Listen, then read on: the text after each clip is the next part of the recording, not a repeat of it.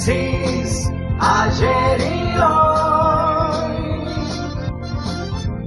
aprendiendo del pasado. De Menzies, ayer y hoy. Cuando decimos que estamos frente a un cachivache, estamos frente a un cachivache. El presidente de la nación, principal empleado público, cree que el máximo representante de la argentinidad, el libertador de media América, se llama Juan José, porque evidentemente tiene cambiada la historia y está ocupado con Milton Friedman, y entonces sabe los nombres de cada uno de los economistas del mundo europeo, del liberalismo, pero le cuesta saber que José Francisco es el máximo representante no solo de la Argentina, sino del medio continente americano. No saber cuál es el nombre de San Martín frente a los propios granaderos y tratarlo de Juan José es llegar ya al punto culminante de la necedad de quien está pensando todo el tiempo en el liberalismo y en la idea de que él es un ser que queda chico en la Argentina, que está para cosas mayores, y la verdad, a nosotros nos preocupa seriamente que estas cosas pasen, que estas cosas ocurran, y que además al propio cuerpo de granaderos a caballo le haya dicho que su máximo referente era Juan José. Claro, para él, José Francisco o Juan José debe sonar cacofónicamente igual. Como a lo mejor le suena igual decir que tiene una receta económica o que sea del Fondo Monetario. Como a lo mejor le suena igual decir la verdad o la mentira. Porque en el oído de Milei y en el razonamiento de este cachivache, todo parece estar sujeto a un mundo diferente.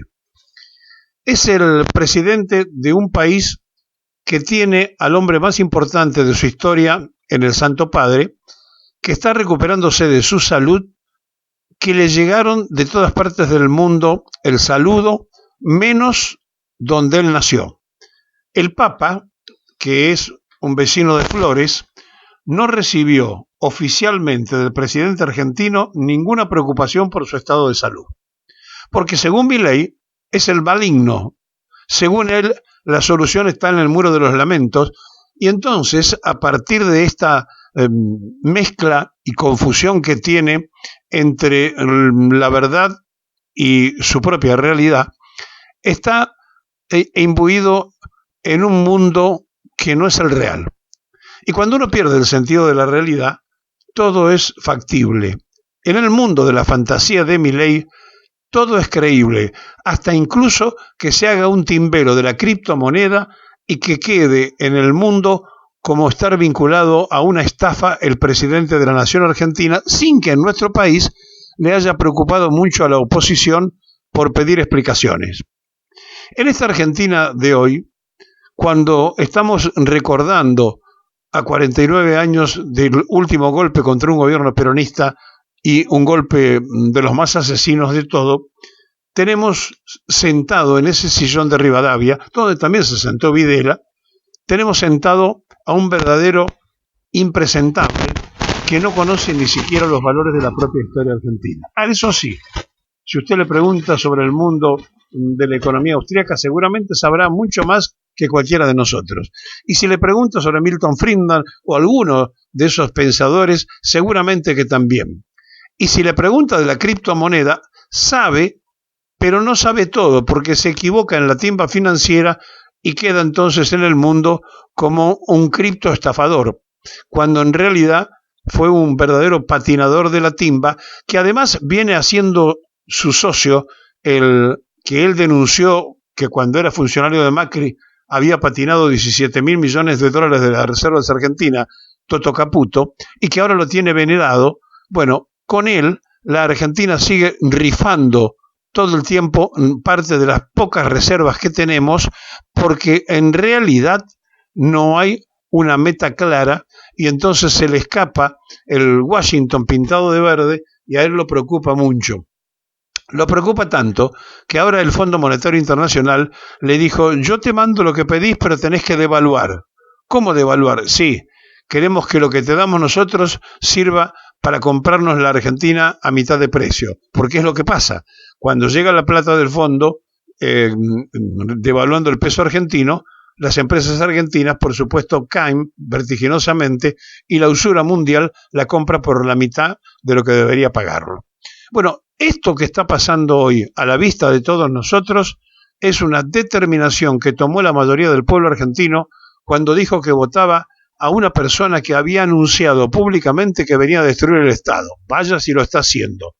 Que venía con la motosierra y que entonces a eso le hizo la prensa canalla la gran difusión, como si fuera la verdadera solución.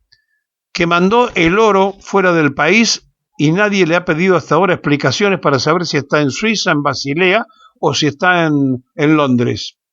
Que no tenemos ningún tipo de respuesta para dar al endeudamiento que venimos denunciando en este programa de hace tiempo, que insólitamente aumentó la deuda externa sin saber por qué ni para qué, después de todo el recorte y después de haber parado la coparticipación a las provincias y dejando a las provincias y por ende a los municipios por rebote sin la necesaria coparticipación que estaba pactada.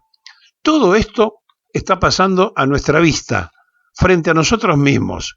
Entonces la pregunta es, a 49 años del último y sangriento golpe de Estado, donde también ocurrió por las peleas internas del turno que gobernaba y porque la sociedad miró para otro lado, ¿no será que estaremos ahora siguiendo el mismo camino?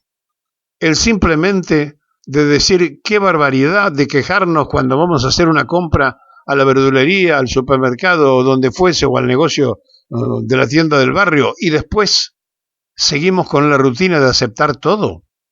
Hay que tener mucho cuidado, porque hace 49 años nadie pensó que ese golpe cívico-militar, repito, cívico-militar, donde hubo más de 200 intendentes que eran afiliados al Partido Radical, ese golpe, el último, fue también contra un gobierno peronista y fue criminal como todos los golpes contra el pueblo y como todos los golpes contra el gobierno peronista.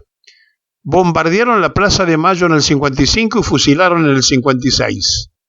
Y ahora, después de los desaparecidos, después de todo lo que pasó, después de todo lo que ocurrió, el liberalismo que impusieron por la dictadura con Martínez Dios y Videla, ahora vino por los votos ciudadanos, por lo cual no está instalado ni sentado allí el cachivache porque lo puso una dictadura, no, es por la voluntad popular.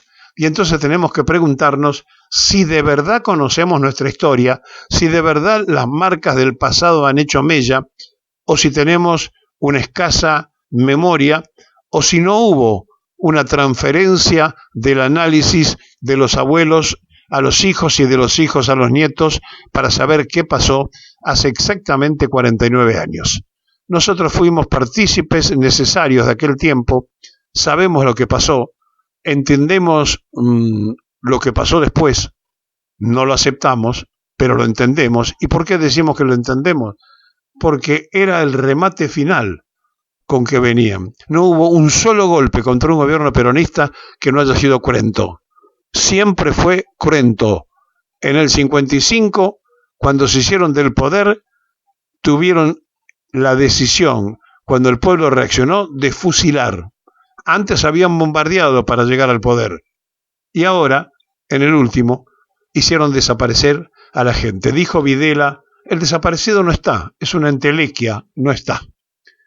Esto pasó hace casi medio siglo, pero aquellos que fuimos parte, y estamos vivos todavía, aquellos que sabemos lo que pasó, tenemos la obligación todos los años de recordarlo, pero esencialmente de que nuestros hijos y nuestros nietos sepan de lo que fueron capaces un grupo de enloquecidos, eso sí, con un gran aparato cívico atrás que dijo, por algo será, cuando los venían a buscar. Y después se terminaron llevando al que decía eso.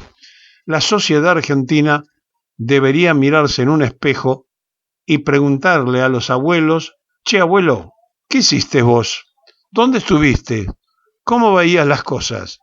¿Qué sentiste hace 49 años? ¿Saben algo? A pesar de las bombas, de los fusilamientos, de los desaparecidos, de los compañeros muertos, no nos han vencido.